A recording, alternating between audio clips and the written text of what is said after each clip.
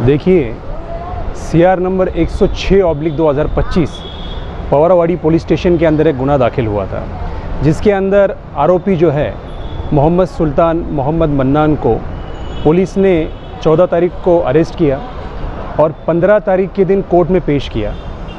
Court ने हमारा argument consider करते हुए मोहम्मद सुल्तान को 2 दिन का PC दिया और आज फिर से हमारा आर्ग्यूमेंट कंसिडर करते हुए आज उनको MCR में वो सेंड किया।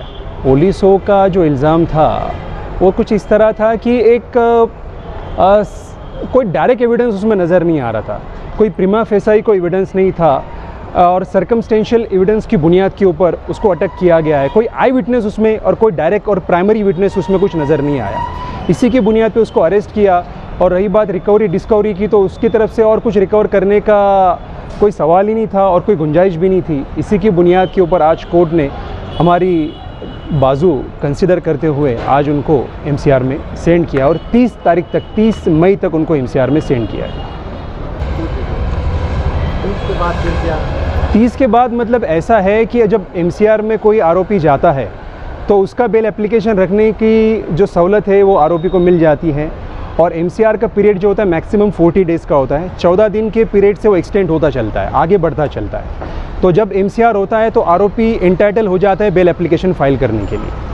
देखिए, फारूक फैजुल्ला इन पे एक खंडनी की केस दाखिल हुई थी जिसमें फरियादी था सलीम चमड़ा, ये फरियादी था।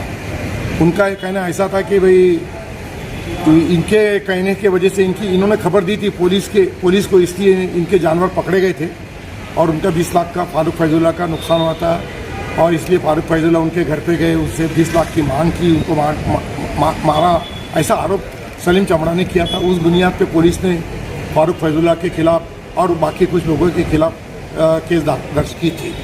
उस केस की सुनवाई हुई।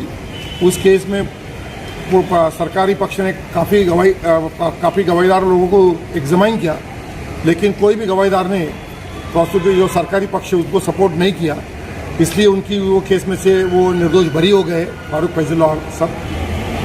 उसमें ऐसा हो गया था कि देखिए कि 437A का कॉम्प्लायंस करने के लिए कोर्ट ने आदेश किया था।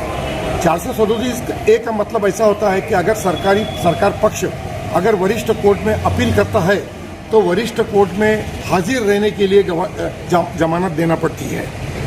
इसलिए वो उनके खिलाफ उस टाइम उनके जमानतदार हाजिर नहीं थे फारूक फैजुल्ला की, इसलिए कोर्ट ने वारंट निकाल दिया था। बाद में फारूक फैजुल्ला ने वारंट कैंसिल करने का अर्जी दिया, वारंट कैंसिल हो गया और जमानत 437A की पूर्तता कर दी। क्या वो केस खत्म हो गया या अभी चल रहा है? केस पूरी तरह से खत्म हो गया, वो कोई केस बचा नहीं, उसमें तो उनकी निर्दोष मुक्तता होगी। अगर सरकारी पक्ष अगर वरिष्ठ कोर्ट में, ऊपर के कोर्ट में अगर कोई अपील करता है तो उसके लिए जमानत देना पड़ेगी, उसको 437A का कॉम्प्लायंस बोलते हैं। अच्छा, ये केस क्या इतना हार्ड था कि वारंट पर एडिशनल SP और DYSP और इतनी बड़ी टीम मतलब जाती है? देखिए, उसमें उस दिन 11 जमानतदार थे इनके, क्योंकि इनके इसमें आरोपी काफ़ी थे, तो हर एक का अलग अलग जमानत देना था। अब उनके पास जमानत उस दिन नहीं रहने की वजह से इसलिए उन्होंने वो जमानत उस दिन दे नहीं पाए, तो कोर्ट ने इसलिए वारंट निकाल दिया था इनके खिलाफ में कि भाई तुमने जमानत क्यों नहीं दी है, क्योंकि तुमको 437A का कॉम्प्लायंस करना ही पड़ता है, क्योंकि अगर सरकार पक्ष अपील करता है तो इनको हाजिर रहने की जिम्मेदारी जमानतदार को लेना पड़ती है। लेकिन इनके 11 जमानतदार हाजिर नहीं रह पाए उस दिन, इसलिए कोर्ट ने इनके खिलाफ वारंट निकाल दिया था। इसलिए वारंट निकालने की वजह से फिर पुलिस डिपार्टमेंट उनके घर पे वगैरह गई थी। बाद में इन्होंने वारंट कैंसिल का अर्जी दिया, वारंट कैंसिल हो गया, वो पूर्तता 437A की हो गई, उसमें तो वो एक केस में उनकी निर्दोष मुक्तता हो चुकी है।